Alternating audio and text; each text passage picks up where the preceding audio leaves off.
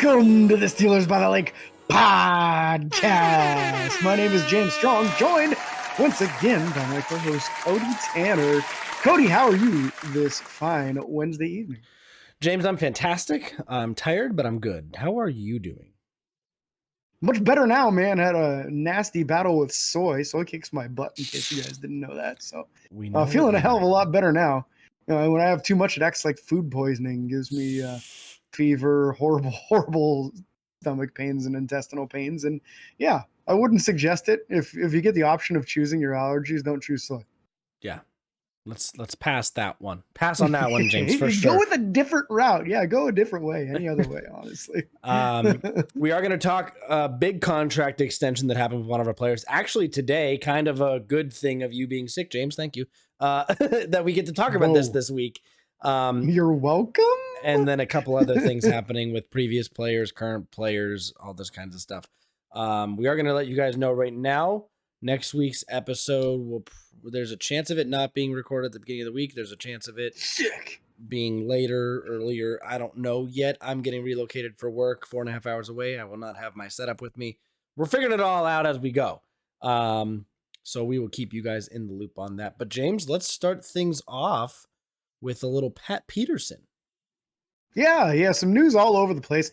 Lots of guys doing interviews to fill this time in the gap between this. Really, this is the biggest lull in the entire NFL schedule before training camp kicks off here in a few days, actually. Or is it it's about a week from now, I think, when they report.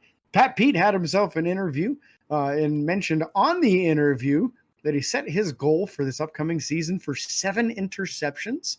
And his other goal for this season is to help the Steelers win their 7th Lombardi. I absolutely love both of these goals. 7 interceptions, I believe, would be one of his best seasons. I think that's about a season high for him over his careers. I don't know how many seasons he's had with more than 7 interceptions, but I don't think it was many, if any at all. And obviously, we'd love to see another trophy in the case. Oh, yeah, we would. So, yeah, I gotta love his team first attitude, and that's one of the first things that he thought of was getting another trophy in the case for the Steelers, man. Yeah.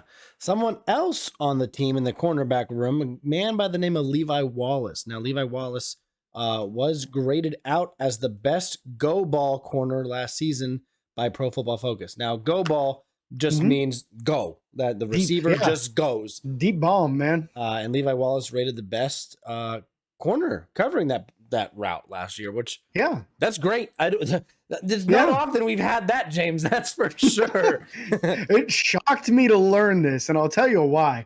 When Levi Wallace came out, he's the prototypical size, right? He's that good 6 foot, 6'1", 200-pound kind of dude, right? But he ran a 4.66 when he came out, man. Low. This is not a speedy corner by any means. Typically, those are the guys that get burned on deep routes or go balls, if whatever you prefer to call them, right? And not the case. Last year, he was a shutdown corner when people tried to go deep on him. But I do wonder if part of that is good safety play behind him. More than likely. With 2 safeties that ran in the 4.47s, it's a little tougher to get behind them. So you do have to wonder if Minka and even the sometimes criticized Terrell Edmonds, he did have good speed. He didn't get beat deep very often at all. No, just everywhere else. Those guys, yeah. Just if you had to have him cover man coverage, man, that was not his forte. But you give him one half of the field, and he'd stay deep on it. Mm-hmm. Here's what I'm curious about, just because I know this is a thing. I wonder if Levi Wallace is one of those players or one of those people. I shouldn't even say players. One of those people. You know how you get test anxiety when you're taking a test? I know exactly where you're going with this. I wonder if he just didn't run as fast. Right. I wonder if he just didn't run as fast because he was trying to run fast. You know what I mean? Yep. That's a real thing. Some people just don't do well in certain situations. Yep. Like there are some guys that will never time well, but their on-field speed is drastically better. I'll tell you who is one of those guys. Antonio Brown, man. He was like a 4.52 or 4.53 or something when he was timed, but he was a track star. Dude, on the field, he was so fast. In college, he was way faster than 4.5s on the field. He was easily a low 4.4s or high 4.3 kind of guy. I think when they're training for those 40s, they teach them so much about stride and everything that they're more focused on trying to get deeper and wider strides and further strides than they are trying to just run. And so I don't know, maybe, who knows? And some of those guys, it might just feel really unnatural to them, and maybe they don't spend enough time on it. Some of them, maybe it's too much, and some of them maybe just think, hey, man, I'm fast. I don't have to worry about it. Yep. And then, they do a couple trial runs a couple weeks before and realize that they're not doing well because of technique, and it's just too late to put it together. Yep. Some of this stuff you have to train for years to really get your best results on it. Yep. James, next year we're going to run the 40. You keep on saying that, man. Did I say that before? Yeah. My knee ain't going to hold up for 40 yards on a dead sprint, buddy. I bet it could. Well, we'll find out. I can't make it down a hill these days without a twin You'll run a 20. We'll times it by 2 and add 10. How about I run a 5? I might make it that far. I'll run a 40 next year. I'm curious. If we're doing that, we're also benching. I'll run the 40. If the time's good, we'll talk about it. And you can do the bench. We'll figure it out. I can do 10 in my sleep, buddy. Fair. Someone else who could probably maybe put up 10 in their sleep. Le'Veon Bell. He could, though. He could. Former Pittsburgh Steelers running back did go on to I don't know if it was an interview or a podcast or what it was, but he apologized to us Steelers Nation, James. Yeah, a heartfelt moment, and I think it had a lot to do with what's going on in the NFL right now. Oh, big time. Very recently here, just a few days ago, the deadline passed for any player who had a franchise tag applied to them to get a long-term extension done. Otherwise, they have to play under that one-year franchise tag, or they have the option, of course, to choose to sit out and not play and not get paid. Yep. But then that is able to be applied the next year also, and then you end up in a situation like what Le'Veon Bell chose to, which basically ended up ending his career. He admits to that now and says it was a very poor decision to not re-sign with the Steelers, that he regrets it. He regrets sitting out those 2 seasons like he did. And he regrets going to New York because it ended his career early. I mean, he only got to do 2 years there on, what was it, a 4 or 5 year contract. Yep. And then that was basically it. I know he had a short stint with the Chiefs after that. I don't know if anybody else gave him a shot, but that was like a veteran minimum kind of deal. And now here he is, and in an age where he could still be playing in the league, but instead he's boxing other ex-NFL players, and now he's trying to get into professional boxing because he's done in the NFL. And I think it has more to do with the decisions he made financially and professionally than his play on the field. 100%. Because honestly, he was still an incredible player. And he went to that awful Jets team after not playing for 2 years, and he didn't have much of a chance there, man. He needed to be behind a good offensive line that could sustain blocks, and he went to a place that had no offensive line. Yep.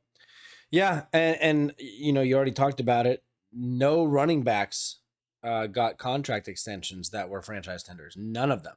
3 of them did?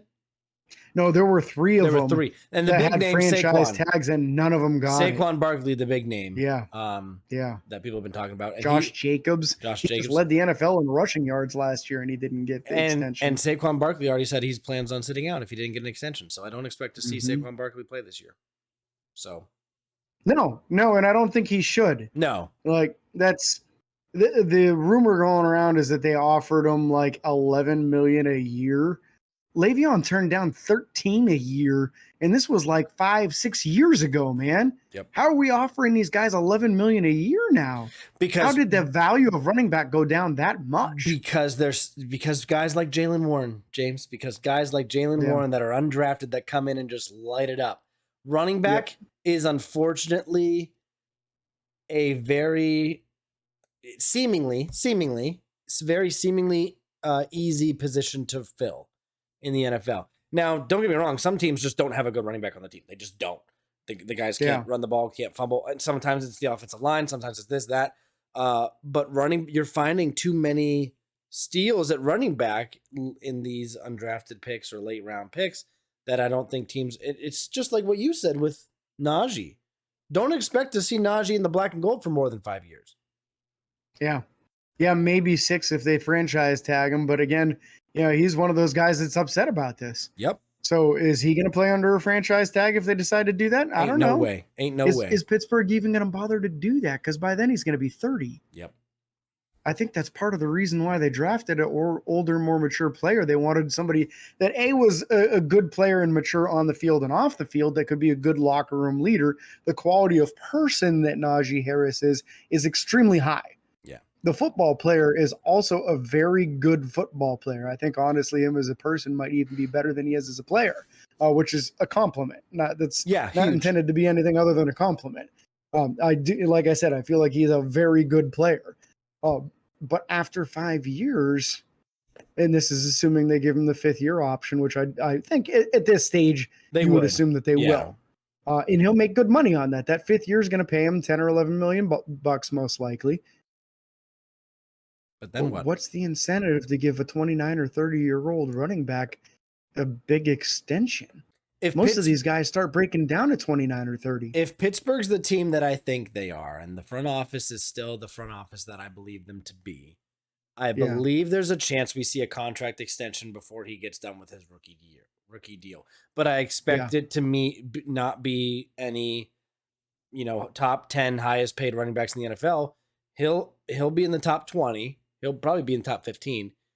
He should be top 10 at least. Because there aren't 10 highly paid running backs anymore. That's fair. So maybe he will be, but it's not. But I don't expect it to be 13 mil.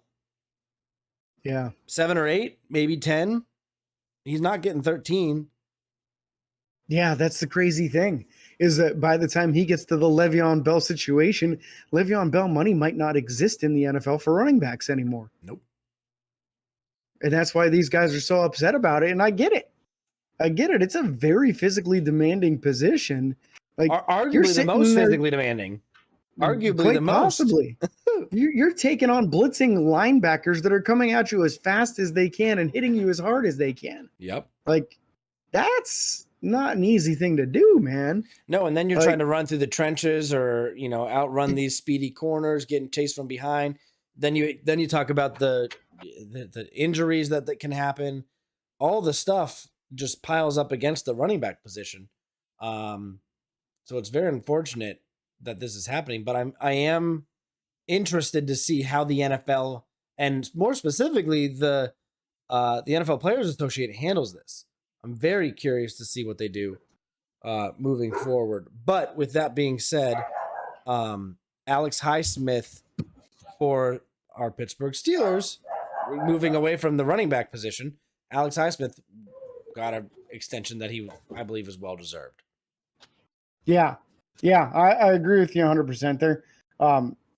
We've been saying for weeks, maybe months now, the Alex Highsmith extension was pending. We assumed that it would come before training camp. All the rumors, everything we were hearing is it was coming before training camp. And here it is, man. It happened this morning. So in a weird way, it kind of worked out well that we weren't able to record the last couple of days because we actually have a good solid topic to talk about other than a little bit of this filler stuff that we started off the show with. But Alex Highsmith, man, I mean, I couldn't be happier, especially when you see the money. It's a 4-year extension on top of his current deal, which he's got the final year left. So he has that 1 year. So it's technically means he'll be a Steeler for 5 more seasons. Yep. 4-year extension for $68 million. I understand $28 million of that is a guaranteed amount. Yep. So that's great. Yeah, low guarantee. That's not bad. Yeah, I mean, it's good for him. That means more than the first year is fully guaranteed, which is not always the case with these big contracts. That was always a sticking point for a lot of these guys that get these big deals. The first year be fully guaranteed and nothing else is. Yeah. At $28 million, that's way more than just the first year. It's not quite the full second year, I don't think. I think it's like 1.7. Yeah, because it's more than 1.5 years worth though, because it breaks down to $17 million a year. Yeah. On the new money average on the 4-year extension, that's $17 million a year. So it's a little over half of that second season is guaranteed fully for him. So that's fantastic for him. It gives him that a little extra financial security. And he deserves it. He does. He played his butt off last year. He's progressing at an excellent pace, better than we've seen from that position other than TJ Watt in a long time. Yep. Right? I mean, Bud Dupree, it was his 5th year before he had a breakout season. This was Alex's 3rd year and he had a breakout season. Like I love it. I love it. I think the kid's fantastic. He seems to have a great attitude. He's all team first. He led the NFL in sacks last year to what, like week 9 or 10, was it? Yep. And was never talked about? Yeah. Yeah. Ended up leading the NFL in forced fumbles at the end of the season with 5 of them. Making a name for himself. Got completely dissed by Madden by only getting an 82 overall rating. Yeah. You think they'll fix that? No. After the preseason, bumping up to the like 85 or 86? Not a chance. No. He's not going to play much in preseason. No. They might get enough feedback, though. Yeah, you'll see. We'll see. But yeah, so again, I think this is very well deserved to shore up the 2 edges. And James and I talked about this before the show. This is the best edge rushing tandem in the NFL. There's not a close second. I can't think of another team that has, you think of the Cleveland Browns, they only have Myles Garrett. You think of, they picked up another guy, but he's like a 7-sack guy at best. So that doesn't even come close. You got Joey Bosa. He's not. Is he an edge or is it Nick? Is it his brother? No, they're both edges. They both are? Yeah. Okay. It doesn't matter if you want to call him an outside linebacker or a defensive end. They're both edge rushers, But either one of them, I don't think the Chargers have a good 2. I don't think the 49ers anymore have a good 2 on the other side. Even anybody that has a good 2, they don't have 2 that are that high production. I challenge you to find a second best edge rusher on any team in the NFL who's ever had 14.5 sacks in a season. And a lot of that last year from Alex Highsmith came without TJ on the field. Most of it. Which was the impressive part. Yeah, most of it. Let's be honest. It was only like 4 or 5 sacks in that last 9-game stretch. Yeah. Most of it was in the first part. This was a fun part for me. I had a coworker today. I told him about the extension. He's like, "Who's that?" He's one of those guys that loves to. You think you already know who it is without me telling you. But he's like, "Well, yeah, but look at the other guys he had on the team." I said, he led the NFL in sacks until week 10. TJ Watt was out that whole time. Yeah. So go ahead on that argument take again. A break. Preston, take a break. So go ahead again on that because that's why Cam Hayward didn't get much in the first half of the season because he was getting double and triple teamed every play because there was no TJ. Preston, and that's when Alex got all his production. If you keep talking that crap, I'm going to bring you another chip to eat and watch you struggle. He stopped right away because he realized I knew too much for him to get away with an argument that had no basis. Fair. That is fair. But yeah, so we're excited to see this tandem. The next 5 years is going to be both those guys. You probably have Cam for 3 or 4. Records. You have Cam for 3 or 4 of those. Yeah, I think 3 more he's under contract. Yeah. So, and who knows if he wants to play more into that. And then with the addition of freaking, why can't I think of his name? Yeah, Benton. What if Benton develops into another Stephon Tuitt type and he ends up that other inside guy? I think the potential's there. Honestly, he's got some pass rush juice. He's got plenty of strength and length and size. Crazy. Yeah.